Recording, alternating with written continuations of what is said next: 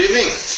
Well, good evening, everybody, and thank you once again for joining us with another rendition of a medical update or webinar where we would like to give you some information on what's happening on the ground at the moment, specifically on some new opportunities, what's the ins and what's the outs on the healthcare sector. And thank you very much for joining us. I think for the moment, we're just going to wait 5 to 7 minutes to see who can else hop on. I know sometimes people run a little bit late. In the interim, can you please just have a read through on our disclaimer that's currently showing, and we will catch up with you in the next 5 minutes. 5 minutes is a bit long.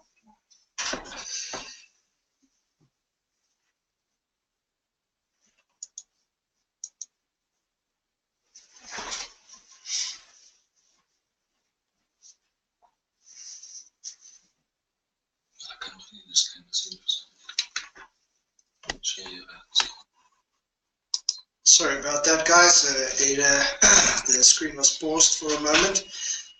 Yes, JPS, thanks, and yeah, welcome. I'm noticing that it's not changed yet. I apologize. There we go.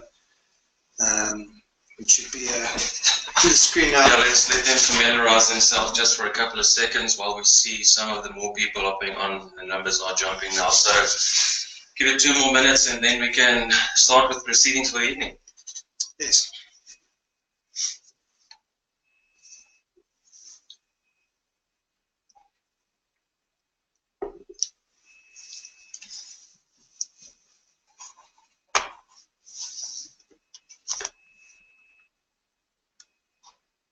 Okay, I think let's do this, JP. I'm ready. Let's change the slide. Let's yeah, I think yeah, we're going to do USA medical opportunities tonight, and yeah, JP, let's get the show on the road. Yeah, thank you very much, Willie. I would just actually, before we start, like to introduce you my esteemed colleague, Willie Ulof. So he is our due diligence and our risk assessment manager. He's the guy actually punching all the numbers, hitting the calculators, checking all the I's and dotting all the T's. And at the end of the day, just very privileged to share another webinar with you tonight. What we have on the agenda tonight, we're going to have a quick business overview for those who are logging on for the first time. Who is Wealth Migrate? Where do we come from? What have we been involved with? And then predominantly tonight, we're going to focus on the medical opportunities. So just to jump in straight ahead, Wealth Migrate is an online real estate marketplace, and we've actually been involved in doing a lot of the opportunities, more specifically in the healthcare sector and multifamily. Now, if you look at the business numbers at the moment, we've concluded more than 870 transactions to date over the last 4 years. In the countries, we've actually had investors looking into our platform from as much as 89 countries. We've got actual investors who've moved transactions from 18 countries, and that is also jumping very rapidly over the last quarter. Our average transaction size is actually lowered from the last 2 quarters, from about $78,000 to $64,000. Yeah, exactly, and that's because we've launched from last year $1,000. That's correct. So ultimately, the goal is to get that average transaction size down to as little as about $10,000. Now, what you can also notice is that the team has also grown, and we are well over 50 staff at the moment. And investors over the last 4 years since we've launched our commercial platform, we have actually invested equity amount of more than $55 million. Up until recently, with returns and dividends paid out, we've actually almost reached $2.5 million, which is quite a significant feat for a company with us. And I think everybody is really excited to see where the company is going with the numbers at the moment. Just to keep you abreast of what's happening, where we're going to be, we're hosting some really interesting workshops over the next week or so. We will actually starting tomorrow, the 25th of May in Midrand. We're going to hold the 9 to 12 p.m. a real estate investors workshop where we really unpack everything and how we approach investments, and we're going to try and give you tangible takeaways from that session. So I think it's definitely not to be missed. And at a later stage, we are also very privileged once again to have Willem van der Post from Deloitte to share some of his insights. We've actually, on our last roadshow, had a lot of clients asking, can we have more time with Willem for him to go into detail? And we've arranged exactly for that. And then we've also got a very exciting wealth partner dinner for those who have invested within the company tonight. To date, we also try to get them under the same room and also let them socialize. We have the same routine going again on the 30th of May in Durban, and then once again on the 1st of June, we will be visiting Cape Town as well. If you want further information, you are welcome to go on to events.wealthmigrate.com, where you can find everything. You can also see there we will be hosting a wealth weekend, which will be hosted in Gauteng. More details will follow soon, but it's closer to the end of June. You'll see that the dates are the 23rd to the 26th, and this is also once again where all the wealth partners come together, the board members come together, and we really strategize and share everything to detail what's been happening with the company.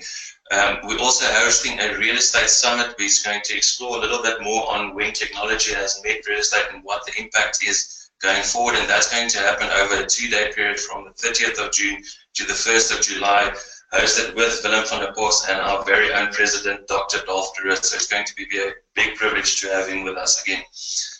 Just before we go on to the proceedings for tonight, I think it's very important to still highlight there's still the competition running currently for our opportunity in Cape Town.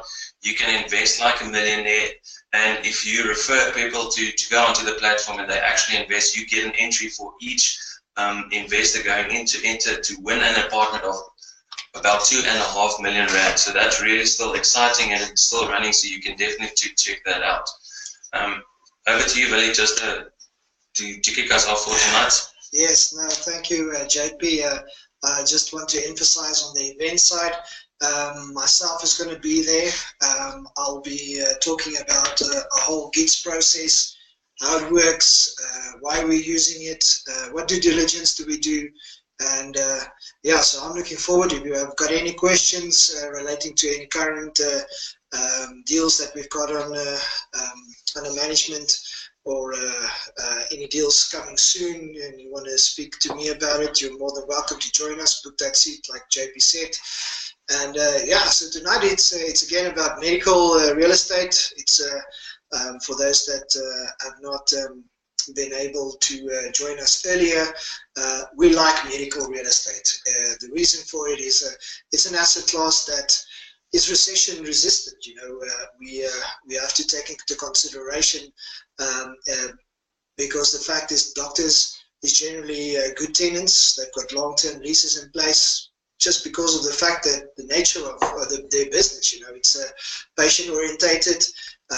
They get to know the patients very well. If I consider my house doctor, yeah, my mother was a patient of him, and so he caught me, and I still go there when I go back to town. You know, so because he's still where he was 10 years ago.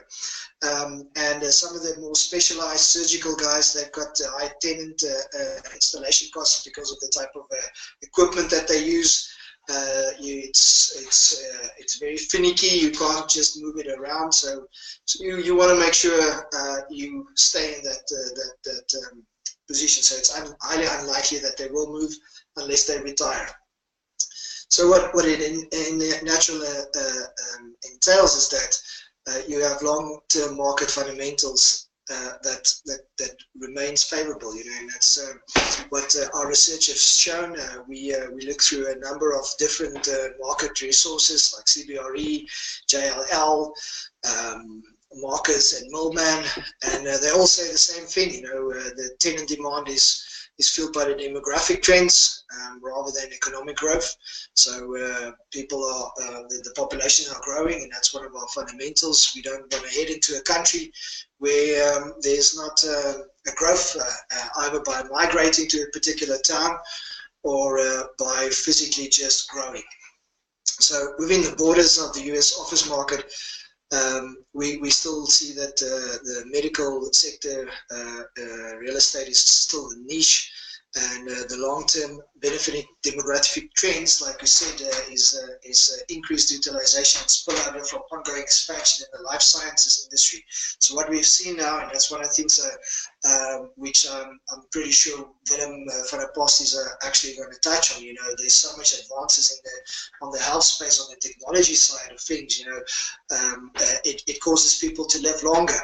Now we have to also say is those that can afford it. I've watched some.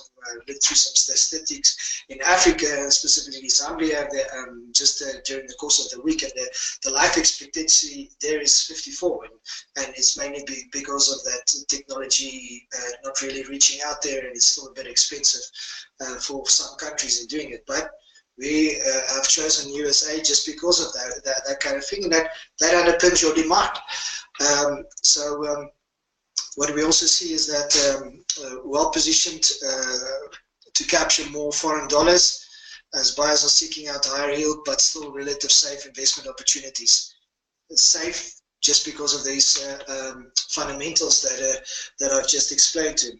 So if we look into the US market, you know, and that's why it's such a great place to go to. There's 325 million people that lives there, you know, so, and it's projected that by 2050 this number is going to be 23% higher.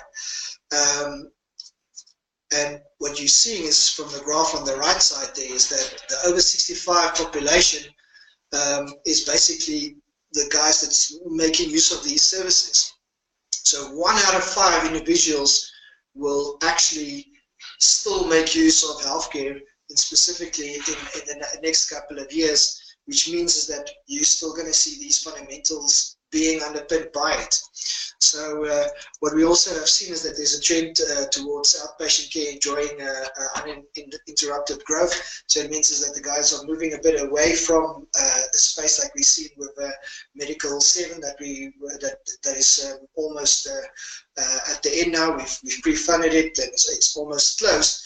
And it's in Dallas. It's a bit off from the hospital side of things, so it's a primary care unit which basically stimulates the hospital's patient, I want to say growth, but patients going into using the hospitals. So that's why we're seeing, and it makes it also that the market is moving closer to where the patient base is, you know. So for instance with Medical 7, it's in the center of Irving, and so it's well placed for the patients to reach those facilities, and that's the type of facility that we also like to invest in. So what we're seeing in the millennial generation is that in size it is already past the baby boomers. So that's also driving a major shift in care delivery model. So that's the kind of things that we also have to take in consideration. You know, you get some because of technology, you can reach people also a bit better. Millennials are making a bit more use of technology, and that's the kind of things that we need to take into consideration as well. But we don't see that as a problem at this stage, because of the demand is still growing. Where you'll see the technology really reaching out is in the spaces like Africa, where it's vast spaces that is unreached, where technology really can make a difference. So the other point that we just want to need to touch on is the whole Affordable Care Act and the Obamacare. We all know Trump he's came in with a bang. In his first 100 days, he's got now a bit of new issues.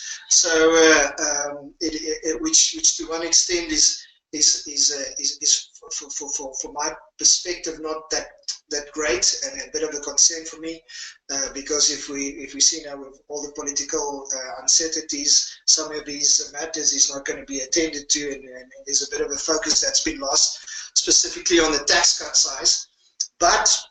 And that's the thing that why I'm pointing out the Affordable Care Act is that he was successful, I think, in the third attempt, JP, in getting it repealed through the House. So we are carefully watching this space as to what will happen and what will eventually end up going to the Senate. There's been a lot said as to what will change. I mean, initially there was a lot of changes that Trump wanted to implement it, but it's been dialed down. You know, as time goes on, it's going to be interesting to see what is actually going to end up staying in the Affordable Act. So what we know is now previously, initially when he went out on the election trail, he was saying he's going to repeal it in its entirety. So my concerns are being dampened. Just for those that like the numbers game, from this 325 million people, 86% of them already has some sort of healthcare insurance types. So it means that the Affordable Act is actually, from the latest numbers, is around between 11 and 18 million people that they expect are making use of this service, and that's actually the ones that's apart from the 86 that's already got some sort of medical care. So will it affect us? I don't believe so at this stage, but we are monitoring it carefully, and you'll be the first to know once we also have seen some more action from that.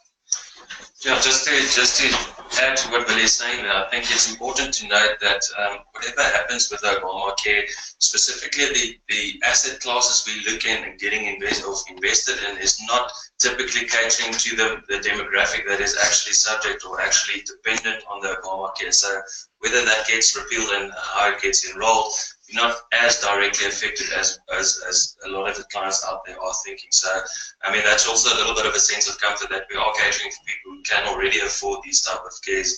And I just thought it's important to highlight that. Yeah, so now that brings us to what we call ASS, ASC Medical Aid. It stands for Austin Street Capital Medical Aid. Yeah, I think this is our first building with Rick Benson from the Hattrick Development Group. Austin Street Capital is their management company. So what they actually do is they develop brand new buildings. So this building is myself and Michiel and Henny has seen this building now, and I think Scott was there also last year. We were in talks. We started talks end of last year in getting this into the stable, but the timing just went right at that stage. So we're quite excited and happy to finally bring a new partner to the stable, which has got tremendous history and experience specifically in medical building developments. So we envision the pipeline that they've got. We've already starting the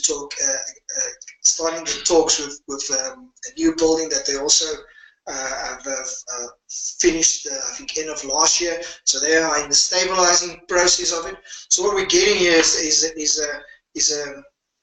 a stabilized, brand spanking new building. Now, because this one has been completed in 2015. It means that it's already 2 years old now, so all the minor glitches have been sorted out, and as you can see, it's been launching soon. It's on our coming soon page. So if you like what we are just talking through tonight, go on the website, register, and show your interest. We are hoping to launch it within the next week, and we'll register, and you'll get the first pointers on it. So what I want to touch on just briefly is this building is also in Texas, USA. We've spoken in quite detailed in some of our earlier webinars. I think the previous webinar that myself and Michiel did, I think is in April. Yeah. We touched in Texas. So I'm not going to spend a lot of time on it. The highlights for me is the fact that medical malpractice are capped. It's an at-will state, which means that the landlord has got more rights than a bad tenant.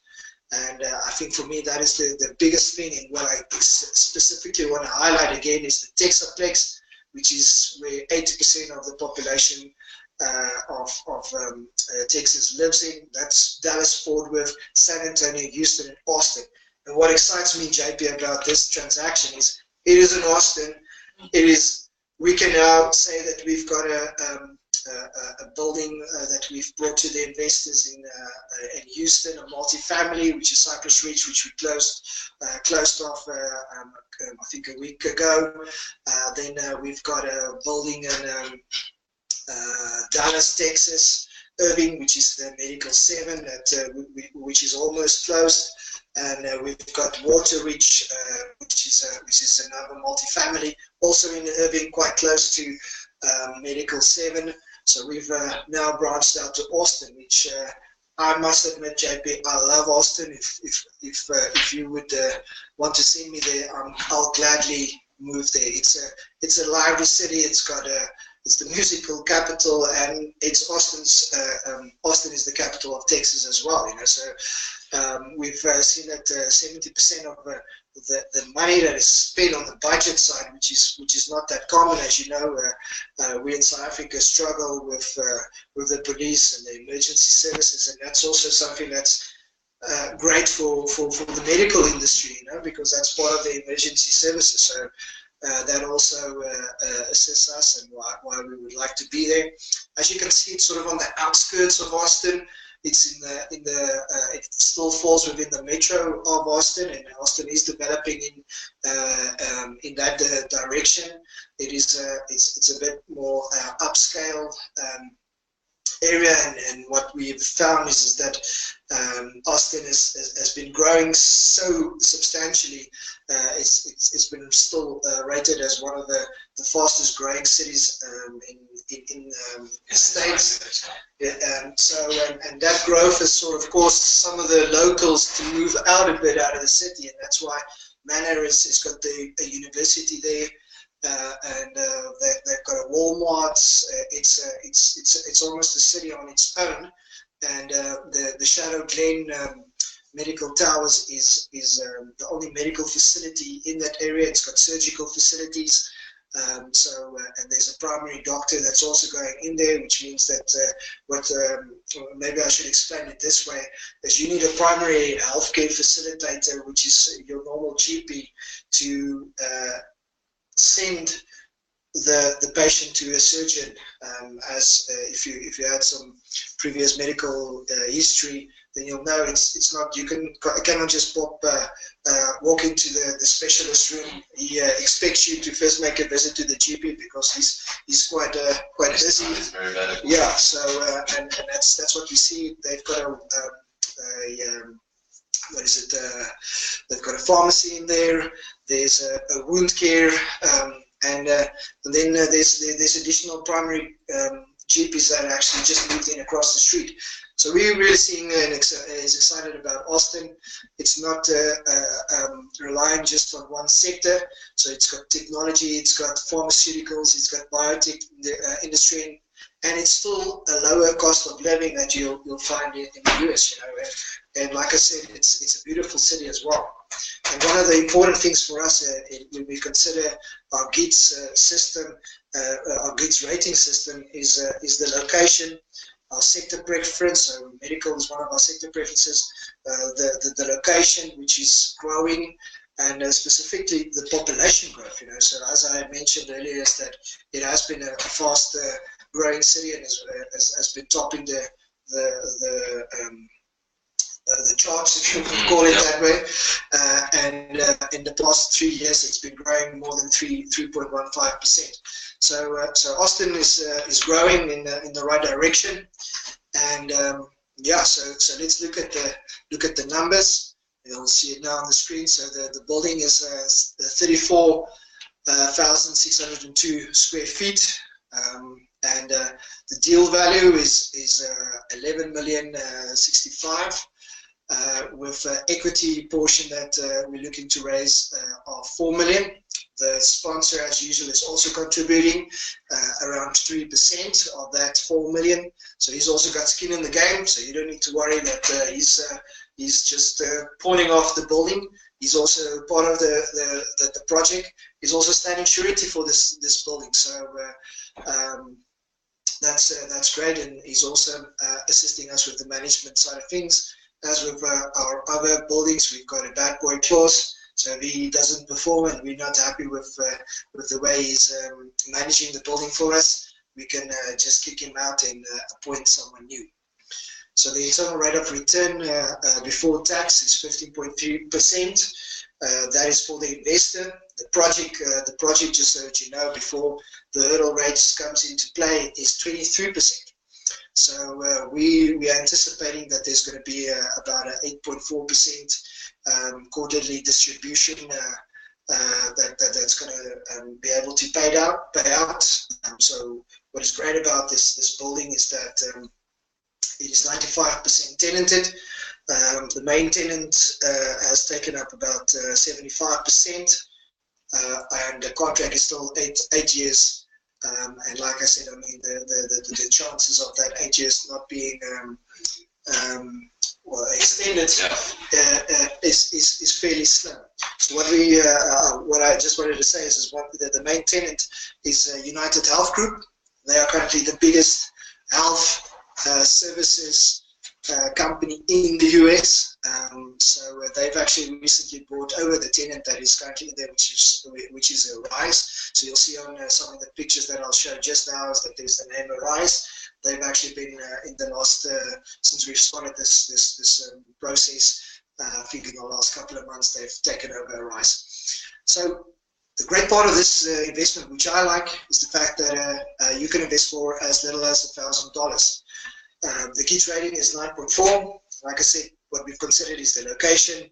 It's the sector that we like. The financials looks great. In the track record of the sponsor. The sponsor, I think I've already mentioned, he's got 25 years of experience in this medical development market. He's raised about $110 million for his projects, which is roughly, I think in the last couple of years, over 10 buildings that he's produced over 5 states. So if I carry on, this is how it looks from on top. As you can see, there's ample parking space. It's next to the main road that leads through Manor, so it's well placed. It's visible, and I think if my mind serves me correctly, it's just opposite the Walmart. So you can do your shopping whilst you wait for your family members. As you can see, there's a residential units just a block away. It's the building is called Shadow Glen. As you can see, it's quite a. I think I like the building. It's quite pretty. It's got some stone features. It's not your stick building, normal stick buildings that you will see. It's got it's quite a good looking building. It's got very. Yeah, it's similar to what we will get here in South Africa as a typical A-class property. I believe you yourself actually have been to this property. Was it early in February this year? Or? No, it was end of last year, October. I've been at the property, so I've actually been there twice. What was your initial impression on walking in there? Just comparing it to your typical A-class properties here in South Africa. No, I think it's the standard and the quality of the building and the way they build it, it's top class, and that's why we like it. And what I said is we're looking and started negotiations with his next building, and I've actually been able to see how they do it. You know, they were still busy doing the inside of the building, so I can see the attention to detail. It is quite well thought of and well planned out. So as you can see there on the list, you've got Arise there, which is taking up most of the space. And as you can see, they've got diagnostic imaging. They've got the wound care, and it's one of the few in Austin. So it's a destination stop as well. And they've got urgent care. So urgent care is basically what we call emergency rooms here. So which means they've got some traffic going into this building. So just a graph as to what the leases look like. As you can see, there's about a 5% vacancy in the building. And then the 2017, that is actually an error. I note only now, but that 6,940 is actually a 3-year master lease, which we've contracted with the seller. So they will be for the next 3 years be paying the rent for a vacant space. What happened is that a tenant actually bought what do you call it? He actually bought the business. No.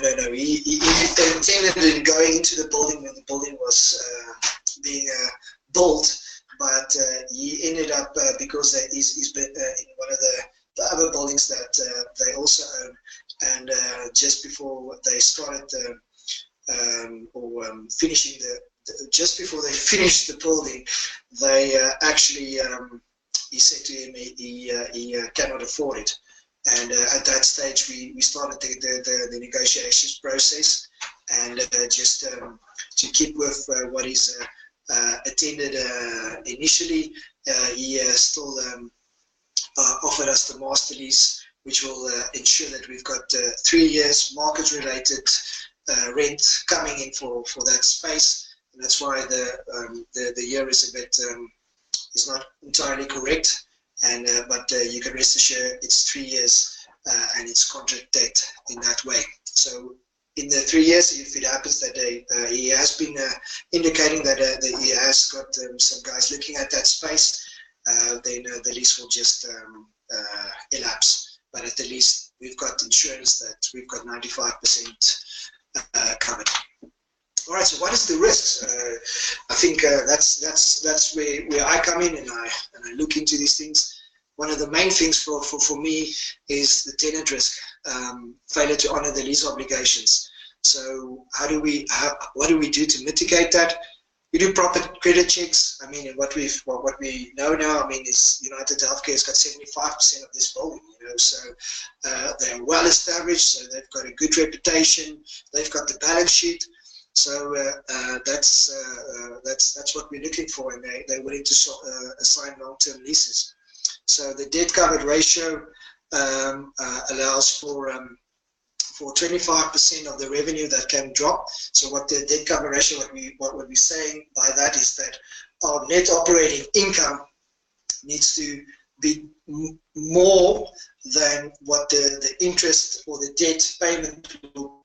So if we consider that, it means that if we pay $100 to the lender, our net operating income needs to be $200. So that's what we've established, and we geared the property to that extent, so that we can get to a 2%.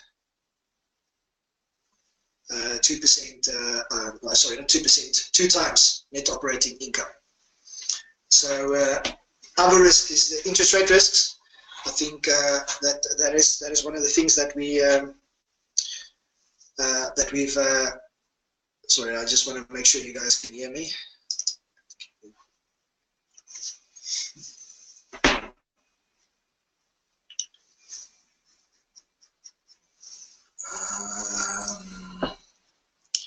All right, sorry about that, guys. I think we just had a bit of a bump in the signal. I hope you can hear me again. As I was saying, is that the other risk that we want to mitigate is the interest rate risk.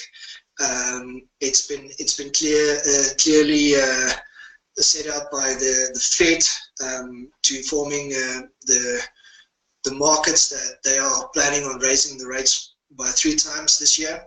They've already raised it once earlier this year, but the indications are that they actually could not or will not. All depending now with the whole Trump turmoil. But just to cover ourselves, we're looking to fix this interest rate for 5 years. I'm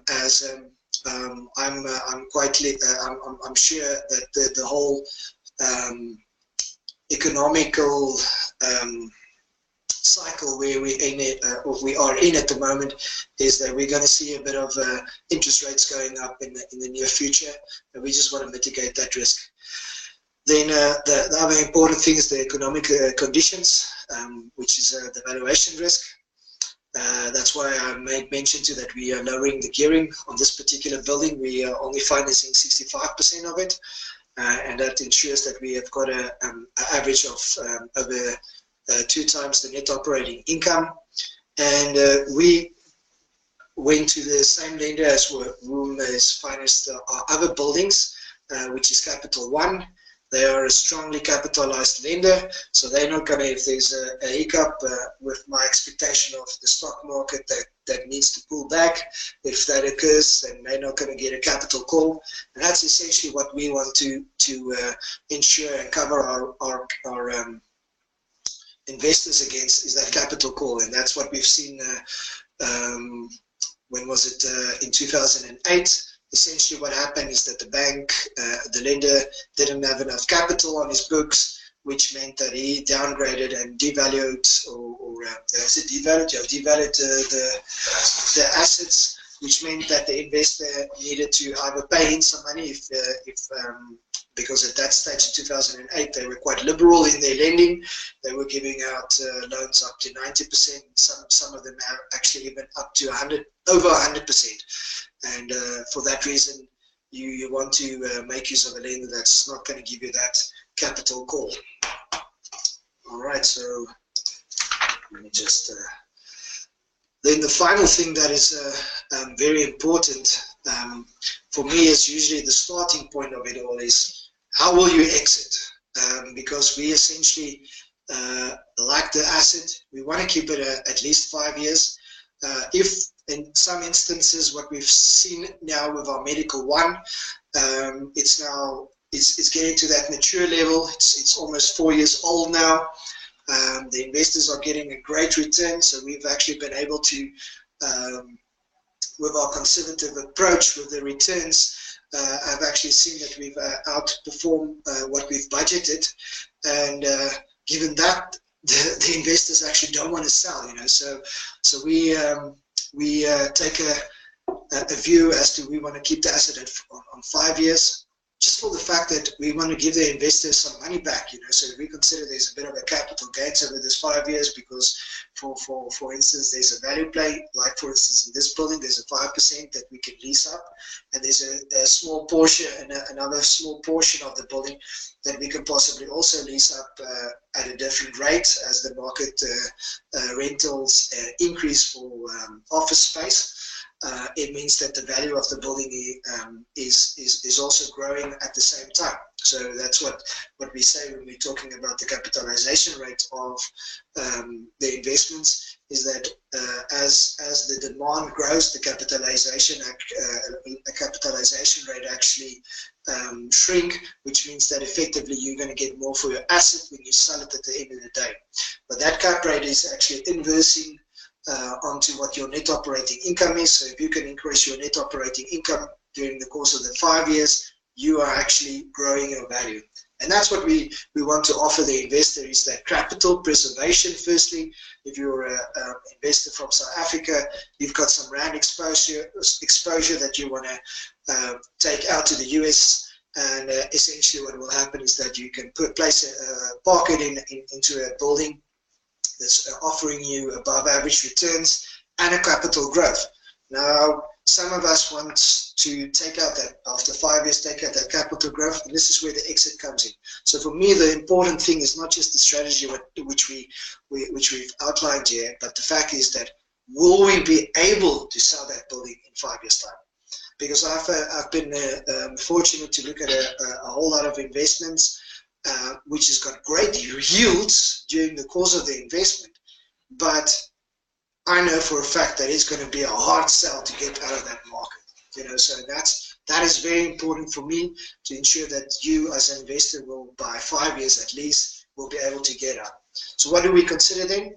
During that holding period, the investment committee, which is an independent investment committee, so they're not driven by Wealth Migrate that needs to make money to pay the water and lights and their staff.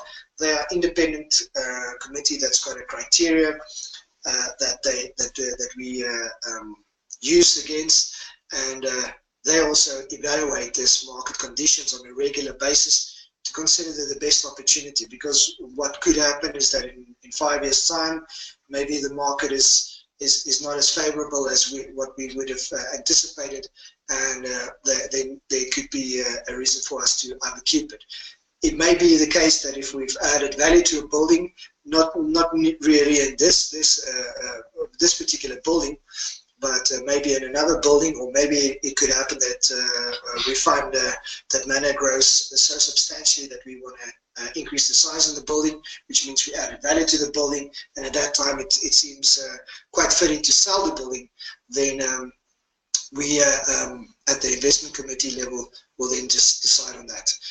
So yeah, so essentially the strategy is to keep this building for 5 years, and hopefully if all stays into check, that we can give the investor a good return. I've already touched on our partner, which is also quite important for us. We've built a relationship now with Rick for the past 2-3 years, and we are quite excited in partnering up with him with his project now, which is Shadow Glen Medical 8. And the main reason for it is that he's a niche player.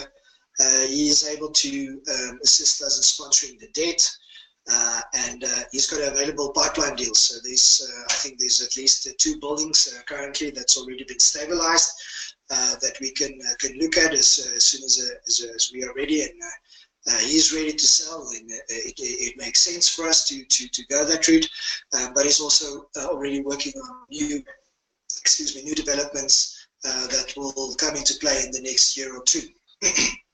Right, so there, like I said, I mean, the services that they offer is the development side of things, the leasing side, and property management and project management. So he's got a team that is quite well versed in building health facilities. They've also got a good following, you know, so if you consider Arise is part of their other buildings, FastMed is also part of their buildings, so they've got a following when they move into new spaces and new areas.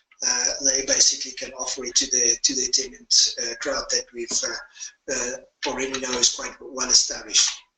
All right, and that's the story from my side. Yes, JP, I don't know if there's any questions that we can answer for the guys on the call. Yeah, firstly, thank you very much for your time again, Billy, tonight. It was really insightful, and I really always enjoy listening to you talking about what's happening on the ground that side. We did answer one question. Michael did ask, so is there a fixed strategy? Do we have to sell after 5 years? We did touch on that, but also just maybe give a little bit of clarity. Is there sometimes an opportunity to sell before the 5 years? I know we typically project around 5 years, and we don't try to project longer than that, because then it comes a little bit crystal ball glazing, and our assumptions are becoming a little bit vague.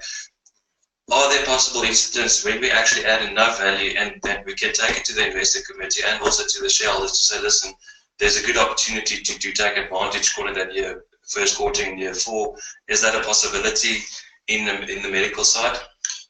Yes, I think there's always that possibility. I mean, if like I just touched on, is that if you get a solicit buyer, you know, that they see that they are going to get a good value for this building, it's well located, then that is definitely something that will be considered. Like I said, we want and are looking at the best interest for the investor, and if it makes sense to do that, then we'll definitely look into that for sure.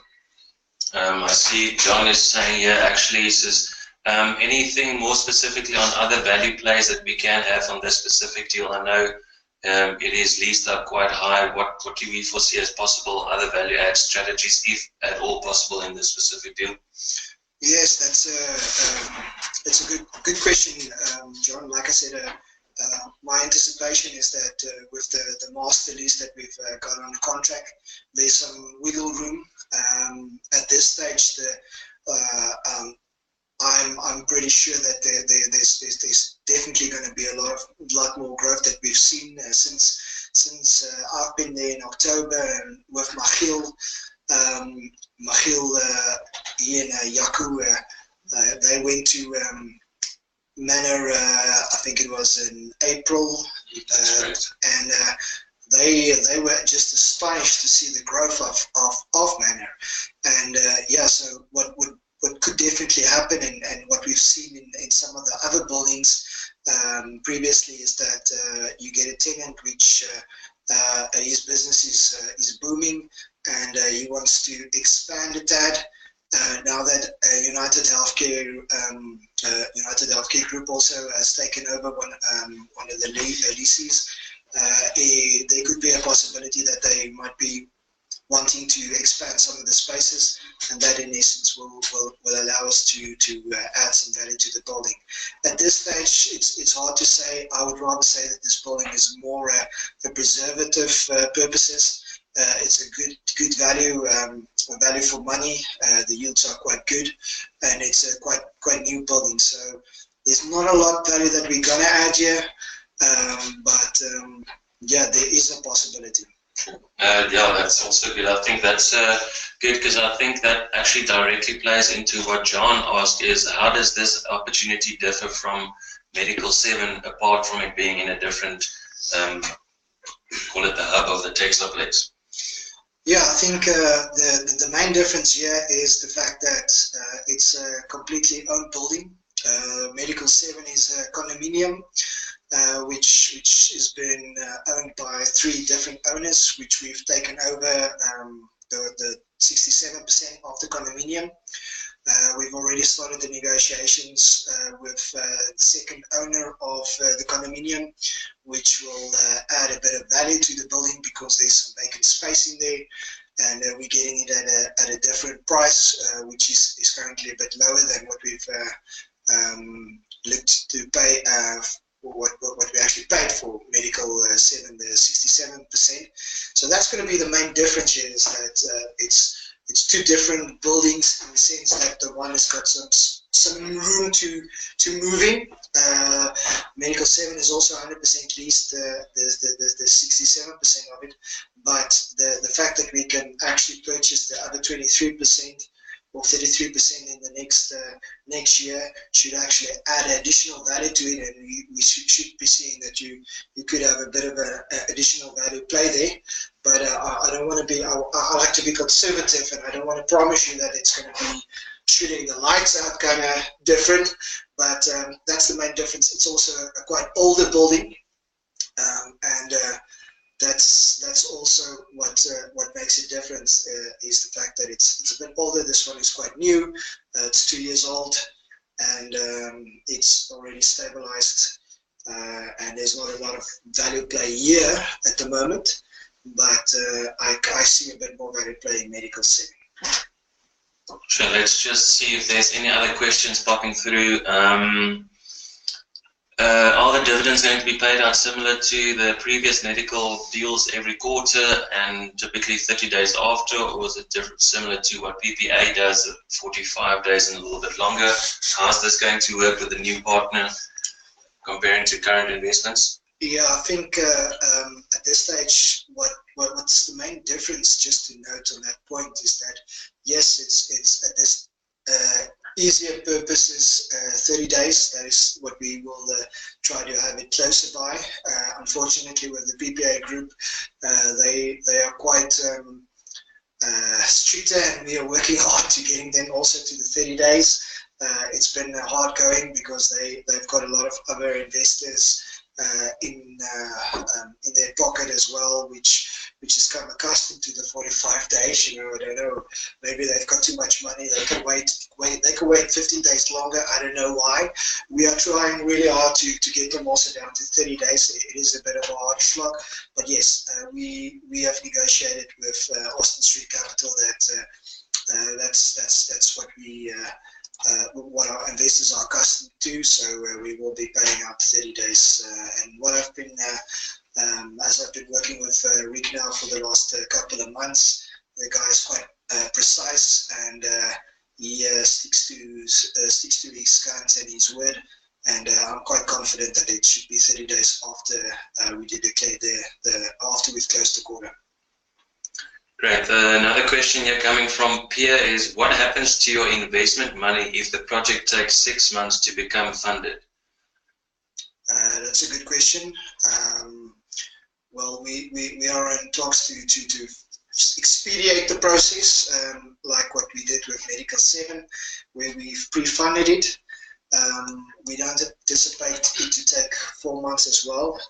What you probably would have noted and might be referring to is, for instance, Cypress Ridge, which has been on the portal for about 6 months, which can be indicative that it has taken 6 months to close the transaction, but we've actually closed it on the 7th of October, which meant is that we pre-funded it, and you were, if you were one of the first investors, you would have received your dividend in the first quarter of 2017. So we've only got 4 months to raise this, so it's not going to be 6 months. So we need to, as they say, by hook or by crook, close it before 4 months. We are anticipating that we should be able to pre-fund this transaction before the 4 months, if possible. And we are working on a project or a proposal that we might be able to see if we cannot pre-fund transactions before you have to wait that long. So we are working on it, Pierre, but your money is in a escrow account, so it's not in our account. We're not using your money, just to clarify that. Maybe I should have started with that. It's not in our account. It is it's in a safe account that is parked there. Unfortunately, it's not any interest, which is probably not what you why you're asking it. But yes, we're not going to take 6 months. We have got a hard close in 4 months' time. When we launch it, I'll confirm the closing date exactly. That's why I've not included it there. But when we launch it, it's 4 months. Yeah, thank you very much, Willie. I think that pretty much wraps it up. Yeah, Pierre says, great, thanks. It's just a curious question. Still happy with the Cyprus Ridge. It seems like that should be all the questions. I don't know if there's any other burning questions from people online at the moment, but I think we'll be starting to log off. I think after tonight, what is the next steps? If you are interested in gaining access to the healthcare real estate market, you can go onto the website, you can sign yourself up. It's really easy. You just load a couple of documents to prove you are who you are, so that we can know your client, you as a client. You can scroll and browse through the opportunities available, and you can select the investment which you are interested in pursuing, and you can do the transaction online. Alternatively, you did see the contact details there of myself, JP, and also my colleague, Jock, who are able to assist you. You can always give us a shout.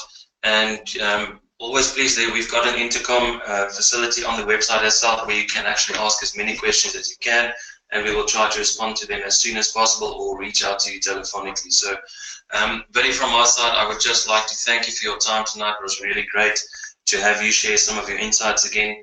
And we look forward to, please do attend the events that we are starting to host from tomorrow. Billy will be sharing a lot more detail on specifically our due diligence systems and what we look at when we do evaluate any of the deals going forward. So I think that's definitely not to be missed. And you can also go onto and register for those events at events.wealthmigrate.com. And we look forward to seeing you there. Billy, anything from your side before we knock off? Yes, no, I think thanks, JP. It's always great. I'm really hoping to see you guys at the events. Bring those questions. I'm happy to ask them, even if they are difficult ones. Yeah, hope to be able to share some new coming soon deals. And yeah, thanks again for joining. Thank you, guys. Have a great evening.